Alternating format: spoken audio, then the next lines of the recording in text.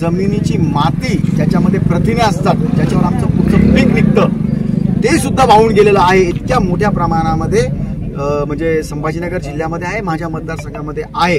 आणि खरं म्हणजे मी आज जे आलो, पाणी करण्याची गरजच नाही, सर्वकडे 100% नुकसान झालेलं आहे.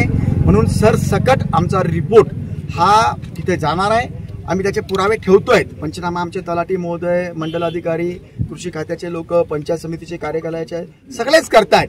पण तरीही इतर ज्या गोष्टी आहेत, कुणाचे घर पडलेले आहेत, कुणाचे समजा काही विहिरी ढासळून गेलेल्या आहेत, त्याचे आम्ही भले पंचनामे करू, परंतु त्याच्या व्यतिरिक्त आम्ही बाकीच्या ज्या सुविधा दिल्या पाहिजे, समजा कुणाला नदीच्या कडाला कुणाला स्थलांतरित करायचं आहे, आपल्याला त्यांचं घर त्या घरात राहू शकत नाही, जसे या आजीच्या घरात आता राहू शकत नाही, अशा लोकांना आम्ही स्थलांतरित करत आहोत. त्यांची राहण्याची, जी काही त्यांची खाण्यापिण्याची सगळी आम्ही तजवीज करत आहोत.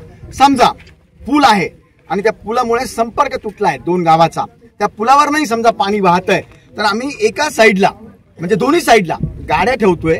आम्हाला फक्त कळवावं. आत्ता 7-8 तासामध्ये आम्ही सगळ्या व्यवस्था करू लागलो. आता ताबडतोब ज्या गावामध्ये असं असेल त्याच गावातल्या गाड्या आम्ही बुक करतोय आणि त्यांना जिथे पोहोचवायचंय तिथे पोहोचण्याची व्यवस्था करतोय, आरोग्याची व्यवस्था करतोय, खाण्यापिण्याची व्यवस्था करतोय.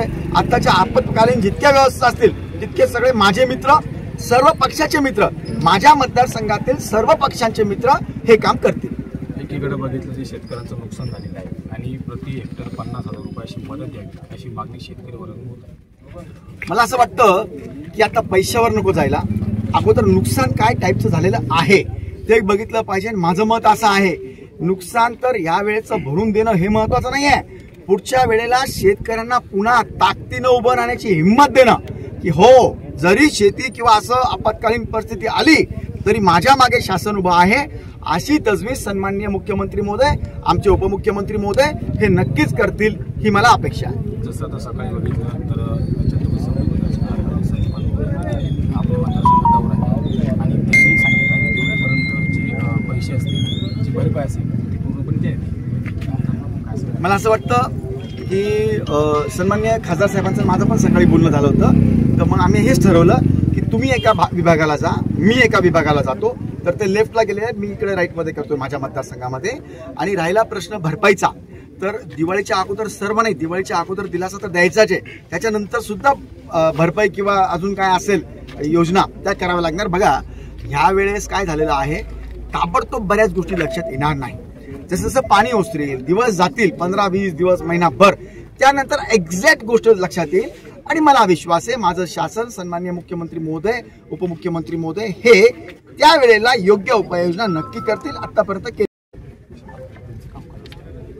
बघा आता मी आमच्या सर्व मित्रांच्या, खरं म्हणजे आता सर्वपक्षीय मित्रांनाच मी ऐलान केलंय आता तुमच्या समोर. तर आमच्या एक वेगवेगळ्या कमिट्या आम्ही स्थापन केलेल्या आहेत.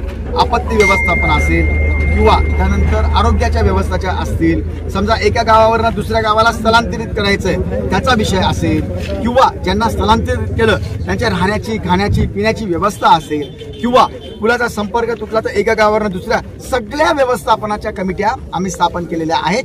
ही एक आमची जनतेतल्या आम्ही कमिट्या केलेल्या आहेत जे 24 तास अवेलेबल राहणार आहेत. आणि त्याच्या व्यतिरिक्त सन्माननीय तहसीलदार महोदयांच्या अध्यक्षतेखाली आमच्या पूर्ण तालुक्याच्या, दोन्ही तालुक्याच्या म्हणजे खुलताबाद पण आणि गंगापूर पण, या दोन्ही तालुक्याच्या त्यांच्या शासकीय कमिट्या पण आम्ही संध्याकाळपर्यंत, खरं म्हणजे आता आम्ही सांगितलं, यांनी जरी सांगितलं तरी आम्ही त्यांना सांगतोच, ते पण पूर्ण रस्त्यावर उतरून सगळं बघतातच आहे. अशा सगळ्या कमिट्या स्थापन केलेल्या आहेत.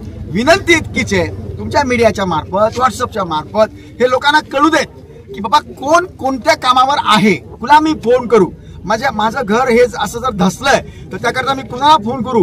या कमिट्या सर्व मित्रांनी एक दुसऱ्याला व्हायरल करून सोशल मीडियावर टाकल्या तर आम्हाला काम करायला सोपं जाईल. थँक्यू.